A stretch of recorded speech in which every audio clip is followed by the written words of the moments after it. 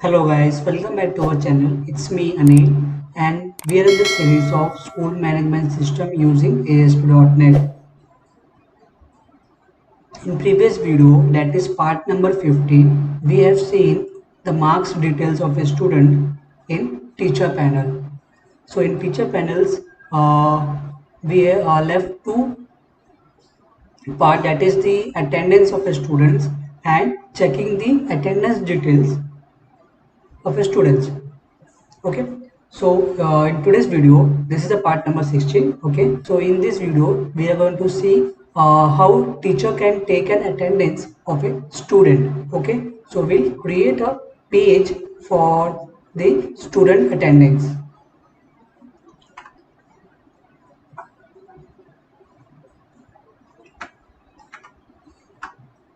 Let's stop it. Go to solution explorer.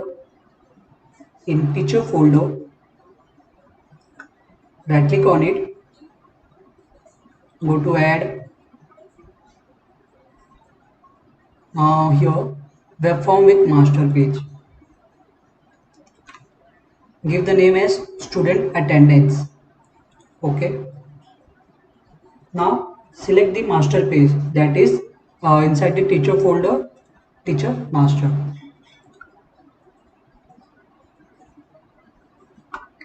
So a page has been created. Here in this page, what we are going to do, we are going to fetch the details based on the class and the subject, and we're going to display data, means the students data in the grid view. So we can take a reference from the employee attendance.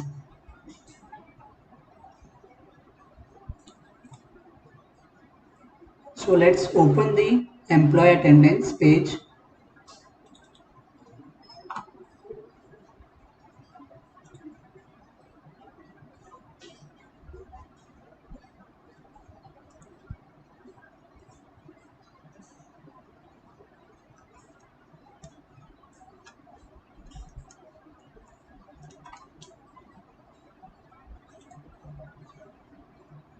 So I'm copying the whole code inside the content placeholder and pasting it in the new page, that is our student attendance page, right?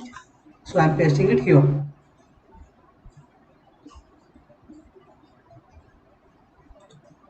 Change here from teachers attendance to student attendance.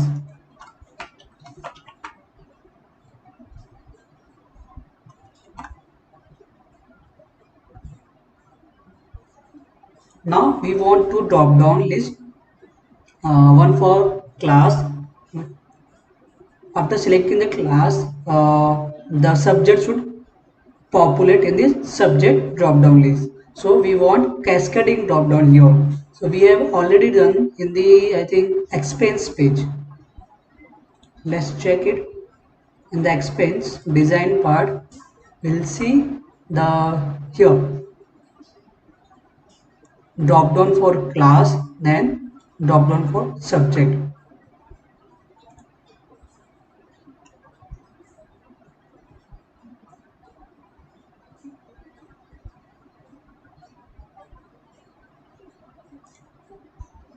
So let's copy it from here to here, which include the class, subject, and uh, one here text box also is there. We don't want that text box, we'll remove that after. Let's copy it from here and paste it after this student attendance text. Paste it here. Now we are going to remove this part.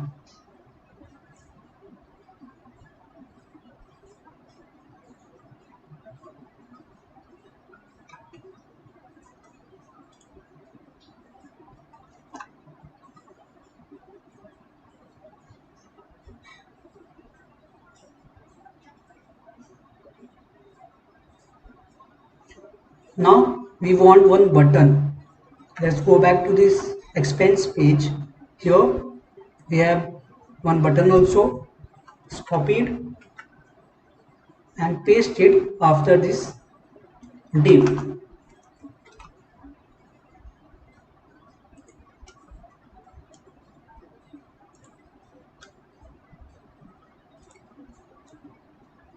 Remove this on click event.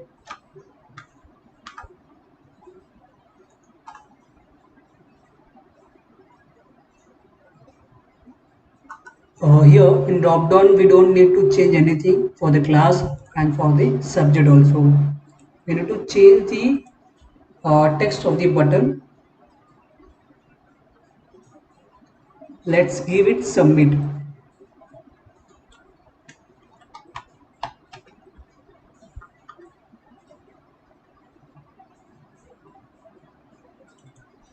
Change the ID of the button.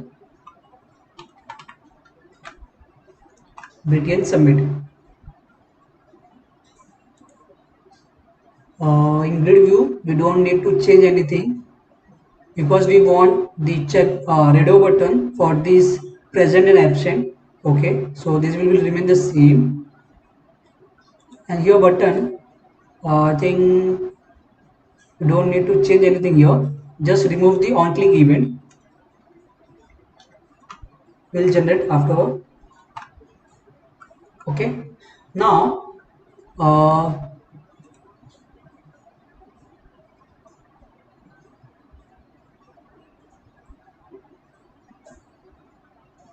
now go to the employee attendance.cs page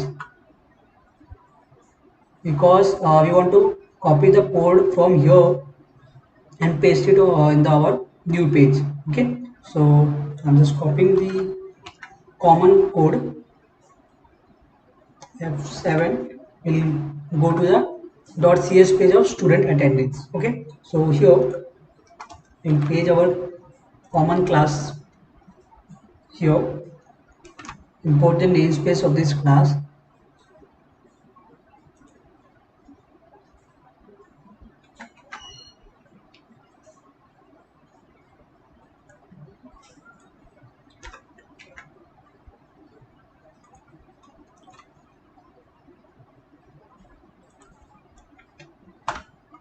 Right now we don't want this attendance method.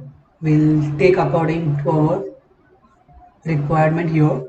Okay, uh, employee attendance. Here we have to take one timer also. Here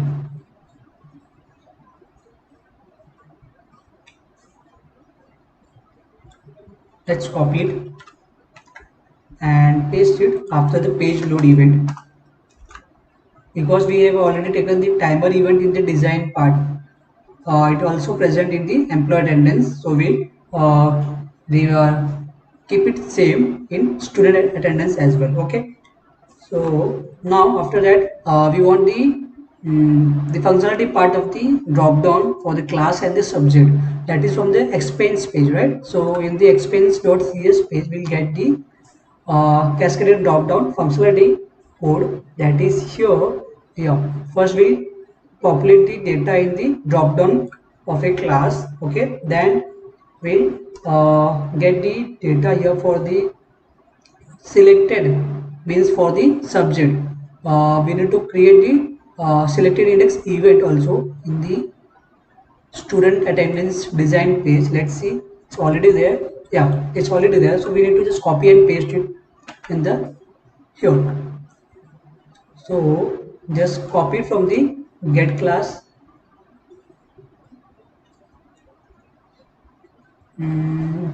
Copy this also. These three function, one function get class and one function get expense and one event class selected index change. Okay, so these three will copy here from here and paste it in our student attendance page after the timer tick event. Paste it here. Okay, need to import the namespace for this data table.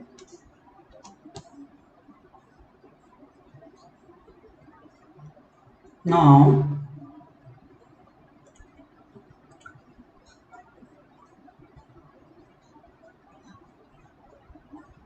Now we want to display the data of students in grid view based on the selection of the class and the respective subjects, right? So we need to change the query from here. Based on the class and subject, we will get the value of the students and display in grid view, right? So we'll change the query from here, okay? But we don't want this function. We want that on the button click event. Let me show you in the design page of the student attendance how it will looks. Yeah. So first of all, class drop down will be there. Selection of the class drop down. Respective subject will come, right? After selecting the subject, we need to click on the submit button. Then, based on the selection of the class and subject, our students data will going to display in this grid view. So we want on the button click event that code. So just double click on it so it can generate the button click event. Okay. So I have to click the double click on this button. So this has been generated here. Now just copy this code and paste it here. Now we can remove this. Now what we want here in grid view, we have to display the students record, right? So that means we need to take your class, that is student, and we don't want here this row number, so get rid of it and removing it here. So what columns we need here? Student ID first of all.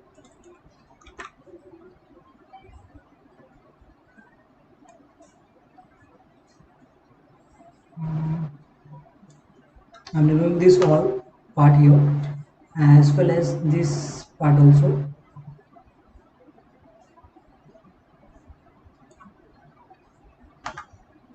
Yeah.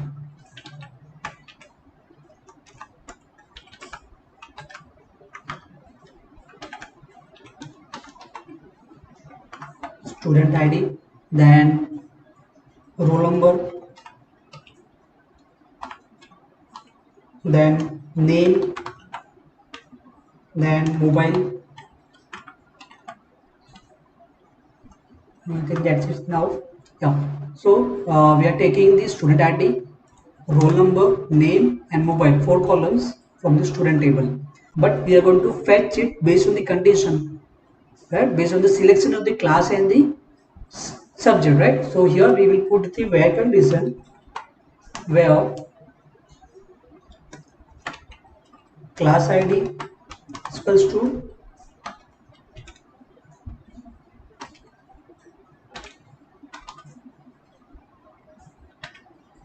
so we'll get the data.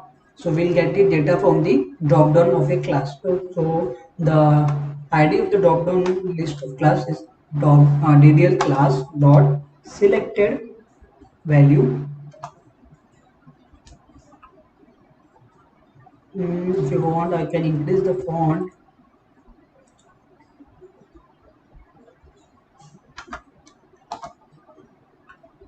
Okay.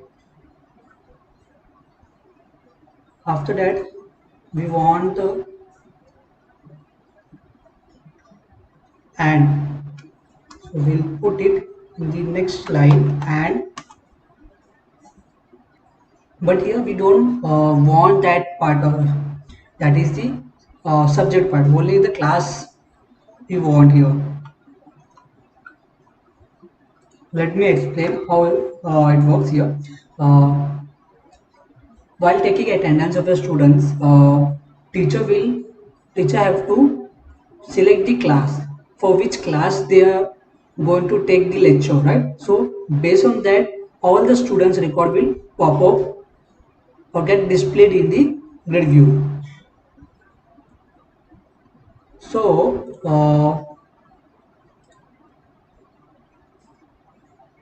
Basically देखा जाए तो यहाँ पे जो हम लोग जो teacher attendance लेंगे, ठीक है, तो उसमें जो क्लास का ड्रॉप डाउन जो सिलेक्ट होगा, जो क्लास सिलेक्ट होगा उसके पेज पे जितने स्टूडेंट्स होंगे उस क्लास के अंदर, वो सब डेटा जो हमारा ग्रिड व्यू में डिस्प्ले हो जाएगा। ठीक है, फिर वहाँ पे तो जो स्टूडेंट्स को हम लोग को ये प्रेजेंट और मार्क एब्सेंट करना है, तो वो सिलेक्ट करने के बाद में नीचे और एक बटन हम लोग वहाँ पर देंगे। तब उसके बाद में वो क्या करेगा, कौन से सब्जेक्ट के लिए, तो वहाँ पे लेके वो सेव करेगा वो। तो अभी हमको यहाँ पे इसकी जरूरत नहीं है। ठीक है, तो फिलहाल हमें इतना ही चाहिए। इसमें क्लास के आईडी के बेस पे हम लोग यहाँ पे जो स्टूडेंट्स का डेटा डिस्प्ले करेंगे रिव्यू में, राइट। ठीक है, तो ये पार्ट हो गया हमारा। तो जैसे कि मैंने बोला कि हमको एक और बटन चाहिए रहेगा डिजाइन पेज में, यहाँ पे ये है नीचे ना मार्क अटेंडेंस। ठीक है, इस पे हम लोग को चाहिए रहेगा। तो इसका डबल क्लिक करते हैं हम लोग इस पे, तो इसका इवेंट जनरेट हो जाएगा। ठीक है, ये रहा, इसका इवेंट जनरेट हो गया। तो उसका जो कोड है जो अटेंडेंस सेव करने का है, प्रेजेंट और एब्सेंट, ठीक है, तो ये हम लोग इसमें किए हैं एम्प्लॉय अटेंडेंस में। तो हम लोग वहाँ से उसको कॉपी पेस्ट करते हैं। ठीक है, तो ये रहा बटन इवेंट का जो कोड है। ठीक है, ये फॉर ईच लूप में जाएगा, जितने भी रोज रहेंगे ग्रिड व्यू का, और रोज के हिसाब से वो डेटा वो फेच करेगा कि प्रेजेंट है कि एब्सेंट है। ठीक है, सो कॉपी करते हैं और यहाँ पे पेस्ट करते हैं इस बटन के इवेंट पे। ठीक है, ओके। मैंने स्टार्टिंग से इंग्लिश में कंटिन्यू किया है इस वीडियो को। मुझे इतना याद नहीं था, लाइक इतना दिन के बाद वीडियो बना रहा हूँ, काफ़ी लेट हुआ, अराउंड 45 डेज के ज़्यादा ही हुआ है। ठीक है, बट मुझे टाइम ही नहीं मिल रहा था, क्या रहे, तो आज बना रहा हूँ वीडियो में। ठीक है, देखते हैं। अभी हमको यहाँ पे हमको क्या चाहिए रहेगा, यहाँ पे रोल नंबर चाहिएगा स्टूडेंट्स का, क्योंकि वहाँ पे जो यूनिक है स्टूडेंट्स में उसका रोल नंबर है, बराबर। तो हमको यहाँ पे स्टूडेंट्स का रोल नंबर चाहिए रहेगा। ठीक है, ओके। तो हालांकि स्टूडेंट्स का आईडी यूनिक होता है, रोल नंबर तो नहीं, बट पर्टिकुलर क्लास के लिए उसका रोल नंबर ही यूनिक होता है। ठीक है, तो हम लोग यहाँ पे क्लास का ड्रॉप डाउन सिलेक्ट करें, उसके बाद ही हमको यहाँ पे डेटा ग्रिड व्यू में आ रहा है, बराबर। तो मतलब जो ग्रिड व्यू में जो डेटा आ रहा है वो पर्टिकुलर क्लास का है, तो पर्टिकुलर क्लास के अंदर रोल नंबर का यूनिक होता है, राइट। तो इसलिए हमको यहाँ पे जो है रोल नंबर लेना पड़ेगा स्टूडेंट्स का। ठीक है, तो अभी रोल नंबर हमको कहाँ से मिलेगा, कौन से सेल में, तो अभी यहाँ पे हमको पहले स्टूडेंट आईडी है, फिर रोल नंबर है। ठीक है, जो हम लोग यहाँ पे ग्रेड व्यू में जो बाइंड करवाएंगे हम लोग, तो वहाँ पे जो सेकेंड में जो हमारा है रोल नंबर है, मीन्स सेल 2 में है, सेल 2 में हमारा रोल नंबर मिल जाएगा। बट रोल नंबर हमारा क्या है, कैसे भी था ना, हम लोगों ने देखा कि जो हमारा रोल नंबर था, लाइक कॉम्बिनेशन है हमारा इसका इंटीजर और कैरेक्टर्स का में भी। ठीक है, तो इसके लिए हम लोग यहाँ पे जो है ना इसको जो कन्वर्ट टू इंटीजर है उसको निकाल देते हैं और उसको हम लोग स्ट्रिंग में ही सेव करेंगे। ठीक है, और यहाँ पे जो डेटा टाइप जो है स्ट्रिंग कर देते हैं। ठीक है, तो अभी हमारा डेटा जो है इसके अंदर आ जाएगा इस वेरिएबल के अंदर।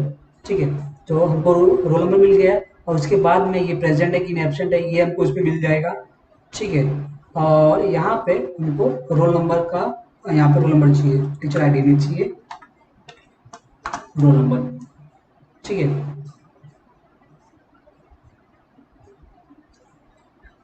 बट अभी हमको यहाँ पे जो सेव करवाना है, किसके अंदर सेव करवाना है, ये जैसे जो हमारा एम्प्लॉय का था, तो उसके लिए अलग से टेबल था टीचर अटेंडेंस, उसके अंदर डेटा हम लोग सेव करवा रहे थे, जो कि टीचर का अटेंडेंस प्रेजेंट और एब्सेंट है जो। ठीक है, तो वैसे ही हम लोगों ने स्टूडेंट्स के लिए भी स्टूडेंट अटेंडेंस टेबल क्रिएट किए हैं, तो उसके अंदर हम लोग अपना जो रिकॉर्ड है प्रेजेंट एब्सेंट स्टूडेंट्स का सेव करने वाला है। ठीक है, तो इसके अंदर हम लोग टेबल जो है स्टूडेंट अटेंडेंस का ले लेते हैं। एक बार टेबल का कॉलम, ये टेबल नेम चेक कर लेते हैं डेटाबेस के अंदर, सेम है कि दूसरा है, स्टूडेंट अटेंडेंस। ठीक है, ये सेम है, और इसके अंदर जो कॉलम्स हैं वो देख लेते हैं हम लोग एक बार। पहला तो आईडी है वो हमको चाहिए नहीं, class ID, subject ID, roll number, status, date. ठीक है, तो हम लोगों ने रोल नंबर ले लिया है, स्टेटस है, उसमें डेट भी है। देखिए यहाँ पे रोल नंबर है, स्टेटस भी है, मीन्स प्रेजेंट एब्सेंट क्या है, और डेट भी जो करंट डेट है जिस दिन का अटेंडेंस ले रहे हैं। ठीक है, बट हम लोग अभी क्या चाहिए, क्लास आईडी और सब्जेक्ट आईडी। मीन्स जो क्लास जो सिलेक्टेड है, क्लास ड्रॉप डाउन का उसको वहाँ पे उसका वैल्यू, और जो सब्जेक्ट उसके अकॉर्डिंग जो सब्जेक्ट सिलेक्ट होगा सब्जेक्ट का आईडी यहाँ पे हम लेंगे। ठीक है, तो इसको ही हम लोग कॉपी कर लेते हैं, इस दो चीज़ को कॉपी, और फिर से यहाँ पे इसको करते हैं स्टार्टिंग में ही पेस्ट। ठीक है, तभी हम लोग यहाँ पे क्या लेते हैं, रोल क्लास का लेते हैं ddl class dot selected value. ठीक है, तो हमारा क्लास मिल गया। दूसरा जो हमको चाहिए था वो ddl subject, subject dot selected value. ठीक है, तो अभी हमको क्या मिल गया यहाँ पे, सिलेक्टेड वैल्यू क्लास का मिल गया, मीन्स क्लास आईडी मिल जाएगा, सब्जेक्ट आईडी मिल जाएगा, फिर रोल नंबर, स्टेटस, और फिर जो हमारा यहाँ पे ये डेट है, बराबर। तो ये भी प्रॉपर है, इसी फॉर्म में था ना, class ID, subject ID, roll number, status, date, बराबर। ठीक है, तो इसको भी अलाइन कर लेते हैं एक लाइन में। तो उसको शायद आई थिंक ये रिमूव कर देंगे, होम, तो बैक हो जाएगा यहाँ पे, चेक करें बराबर है क्या यहाँ पे। ओके, तो यहाँ पे इसको रिमूव करना पड़ेगा हमको, ये पार्ट, अभी ये प्रॉपर है, बराबर। ओके, तो ये अभी हमारा एक लाइन में आ गया है क्वेरी।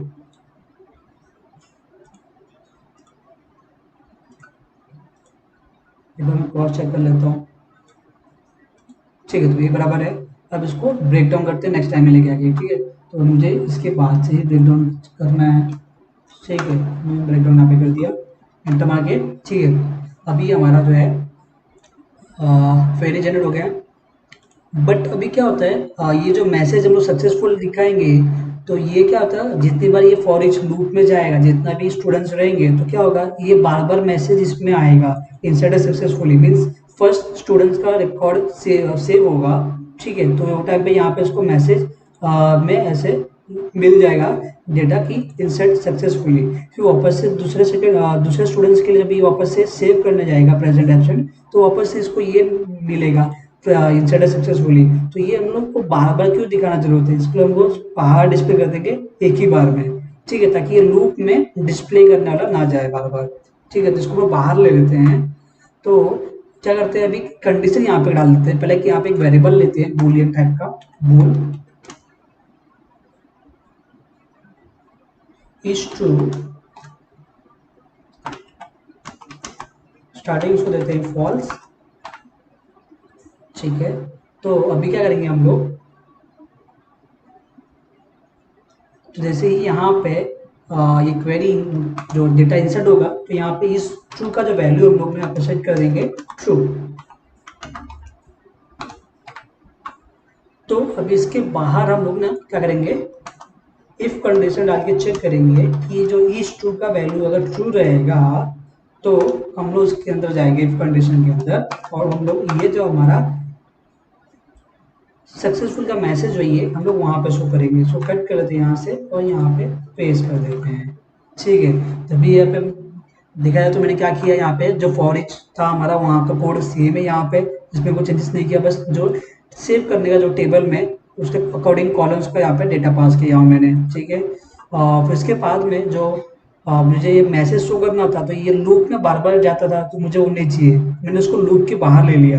तो अभी लूप के बाहर जाएगा तो सक्सेसफुल हुआ है नहीं हुआ कैसे मालूम पड़ेगा, तो मैंने यहाँ पे बुलियन वेरिएबल ले लिया हूँ इस ट्रू के नाम पे, स्टार्टिंग उसको फॉल्स सेट किया हूँ। ठीक है, उसके बाद क्या किया मैंने, जब ये लूप में आएगा मीन सेव होगा, सेव होने के बाद में इसका वैल्यू जो है ट्रू सेट हो जाएगा। ठीक है, तभी हर बार जितनी बार इंसर्ट होगा इसका वैल्यू ट्रू रहेगा। ठीक है, तो जब बाहर आएगा फॉर ईच लूप के बाहर में, तो यहाँ पे चेक करेगा इस ट्रू का वैल्यू अगर ट्रू है तो इसके अंदर जाएगा और ये मैसेज डिस्प्ले करवा देगा। ठीक है, अगर उसका वैल्यू फॉल्स रहा, मीन सेव नहीं हुआ, कुछ प्रॉब्लम हुआ, कुछ एरर आया, तो क्या होगा, सेव नहीं होगा, तो इसके बाहर आ जाएगा। तो इस ट्रू जो है हमारा ना, ये फॉल्स ही रहेगा, ये ट्रू सेट हो ही नहीं पाएगा, क्योंकि इसके बाद ही डायरेक्ट वो बाहर आ जाएगा, क्योंकि इस पे अगर इंसर्ट के टाइम पे एरर आया तो सीधा इस क्वेरी के बाहर ही बाहर आ जाएगा। ठीक है, तो जब बाहर आएगा तो ये तो एग्जीक्यूट होगा नहीं हमारा, मीन्स हमारा इस ट्रू का वैल्यू जो स्टार्टिंग में था फॉल्स था, तो अभी क्या होगा, यहाँ पे फॉल्स ही रहेगा, तो हमको यहाँ पे इसके अंदर जाएगा इफ कंडीशन के अंदर। ठीक है, तो ये ऐसा ही है। तो इसका एल्स में भी हम लोग डिस्प्ले कर देते हैं ना, एल्स पार्ट में, कि अगर नहीं गया तो कुछ प्रॉब्लम हुआ तो यहाँ पे मैसेज दे देंगे समथिंग वेंट रॉन्ग, तो ये सक्सेसफुल नहीं आएगा इन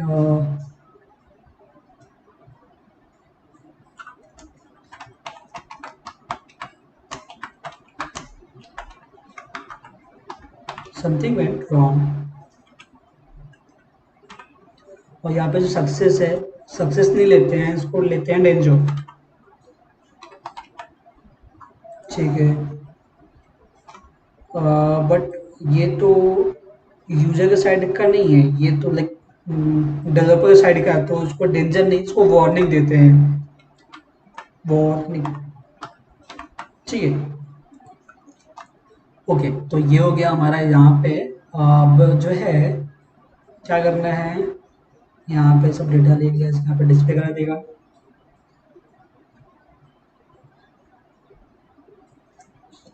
ठीक है, तो अभी यहाँ पे जो ठीक है, उसको रन करते हैं, फिर देखते हैं कुछ चेंजेस करना रहेगा, देखते हैं।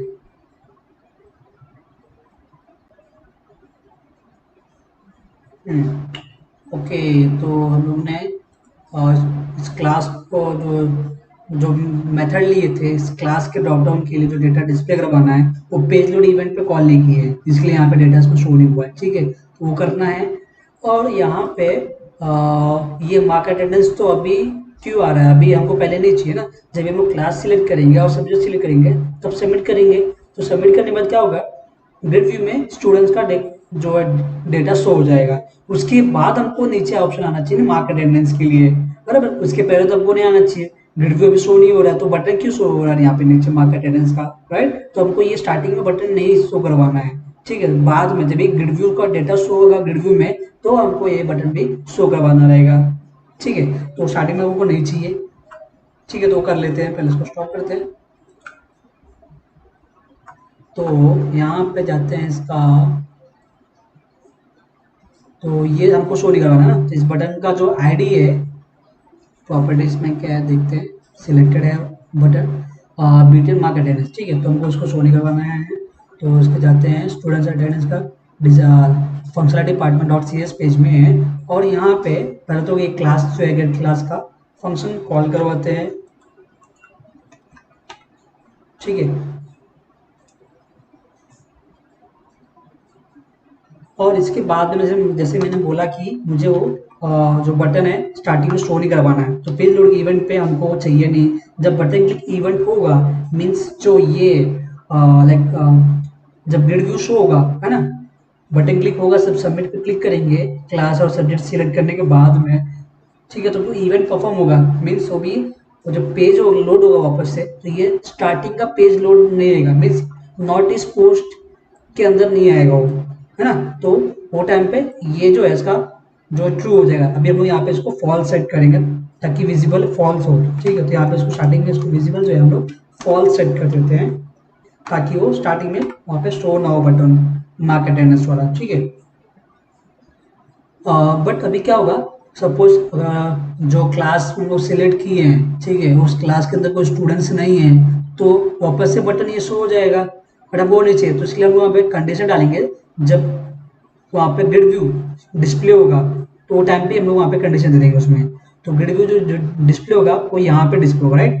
तो जब यहाँ पे इसमें डेटा शो होगा, बाइंड होगा, तो यहाँ पे हम चेक कर लेंगे कि डेटा जो जा रहा है, अगर उसमें डेटा है तो ही बटन डिस्प्ले करवाएंगे।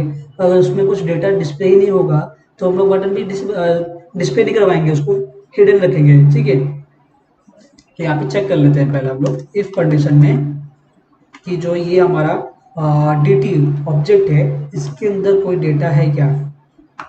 रोज डॉट काउंट, तो काउंट जो इसका ग्रेटर देन 0 होगा, इसको डेटा होगा तो ही हम लोग जो है उसके अंदर इसको इस बटन को डिस्प्ले करेंगे।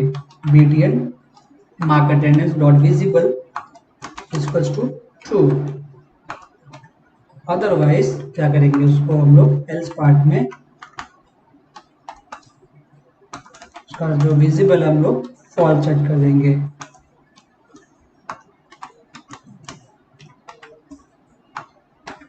ठीक है,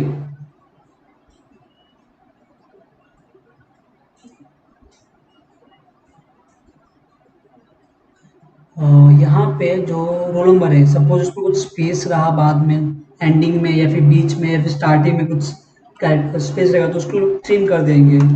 सेव करते वक्त बाई चांस उसमें कुछ स्पेस आ गया बीच में डेटा के अंदर, रोल नंबर के अंदर बीच में, तो जो है ये ट्रिम क्या रहेगा, रिमूव कर देगा वो स्पेस को। ठीक है,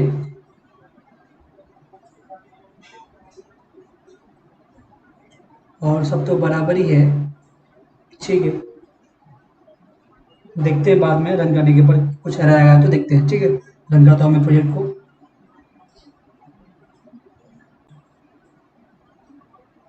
ठीक है, अभी इसके अंदर डेटा क्लास का शो हो रहा है, जबकि सब्जेक्ट में नहीं हो रहा है, क्योंकि हम लोग यहाँ पे जब तक सिलेक्ट नहीं करेंगे क्लास का तो तब तक यहाँ पे सब्जेक्ट नहीं आएगा। ठीक है, अभी सब्जेक्ट आ गया बराबर।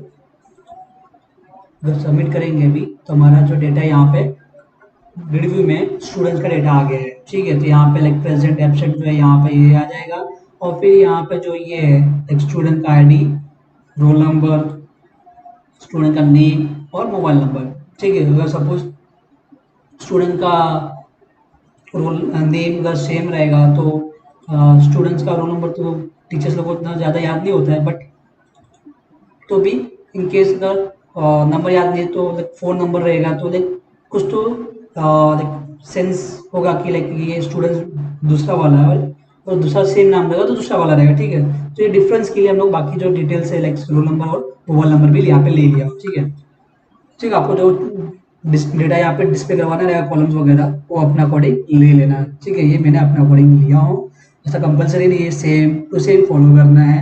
बस ये मुझे दिखाना है कि लाइक क्या क्या ले सकते हैं, कैसे कर सकते हैं, क्या क्या फंक्शनलिटी हो सकता है। ठीक है, फंक्शनलिटी जरूरत है सेम हो, अपने हिसाब से आप करो, और चाहिए तो उसमें और मॉडिफाई करो। ठीक है, इससे और अच्छा बनाओ उसको। ठीक है, तो अभी पहले बटन नहीं था ये मार्क अटेंडेंस, अभी ये आया। अब मैं वापस इसको रिफ्रेश करता हूँ इस पेज को, मैं तो वापस दिखाता हूँ। मैं स्टार्टिंग बटन नहीं है मार्क अटेंडेंस का, राइट। तो अभी यहाँ पे मैं इसको ये करता हूँ, मैं सिलेक्ट करता हूँ मैं।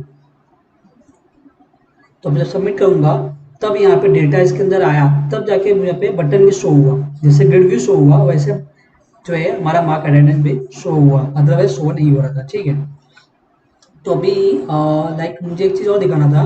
होम में यहाँ पे ये एडमिन आ रहा है, जो कि इसको चेंज करते हैं, लाइक यहाँ पे डालते हैं टीचर कार्ड। ठीक है, इसको चेंजेस नहीं किया था हम लोगों ने होम पेज का। तो टीचर फोल्डर में जाते हैं और टीचर होम पेज जो है, टीचर होम डिजाइन में यहाँ पे लेते हैं टीचर, सेव, रिफ्रेश। ठीक है, ये हो गया, और हम लोगों ने ये पेज कर लिया है ये वाला। ठीक है, मार्क्स डिटेल्स का पिछले वीडियो में, और इस वीडियो में हम लोग जो है ये वाला कंप्लीट कर लेंगे। फिर अभी जो बचा ये अटेंडेंस डिटेल्स, जो अटेंडेंस हम लोग यहाँ पे स्टूडेंट्स का लेंगे उसका जो डिटेल्स होगा ये हम लोग नेक्स्ट वीडियो में देखेंगे। ठीक है, और उसके बाद में फिर हम लोग को क्या बचेगा, जो सेशन से हम लोग लॉग इन लॉग आउट करेंगे। ठीक है, तो वो देख लेंगे हम लोग।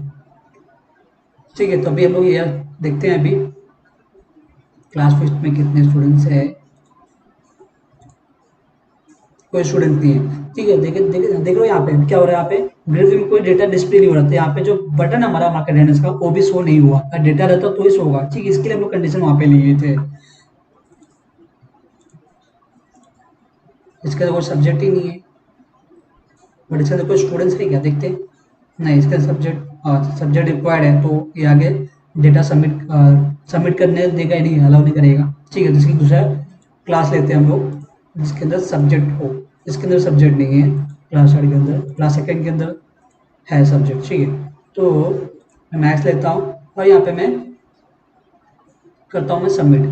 सपोज अगर मैं यहाँ पे सब्जेक्ट सिलेक्ट नहीं करता हूँ और बटन क्लिक करूंगा तो यहाँ पे मुझे ये देगा वैलिडेशन की मुझे सब्जेक्ट सिलेक्ट करना ही करना है। ठीक है, तो मैथ्स के लिए मैं सब्जेक्ट यहाँ पे सिलेक्ट किया और उसके अंदर एक ही स्टूडेंट इस क्लास के अंदर, आप चाहो और डेटा ऐड कर लो। ठीक है, बट मैंने बस दिखाने के लिए मैंने यहाँ पे एक स्टूडेंट्स को यहाँ पे ऐड किया हूँ। ठीक है, तो अभी मैं उसको प्रेजेंट सेव करता हूँ मैं। ठीक है, और मतलब प्रेजेंट मार्क करता हूँ मैं इस स्टूडेंट्स को, और मैं यहाँ पे मार्क अटेंडेंस करता हूँ। ठीक है, तो हमारा जो डेटा है इंसर्टेड सक्सेसफुली हो गया है। ठीक है, तो हमारा डेटा सेव हो गया है। तो हम लोग चेक कर लेते हैं डेटाबेस के अंदर डेटा सेव हुआ है कि नहीं। तो स्टूडेंट अटेंडेंस के अंदर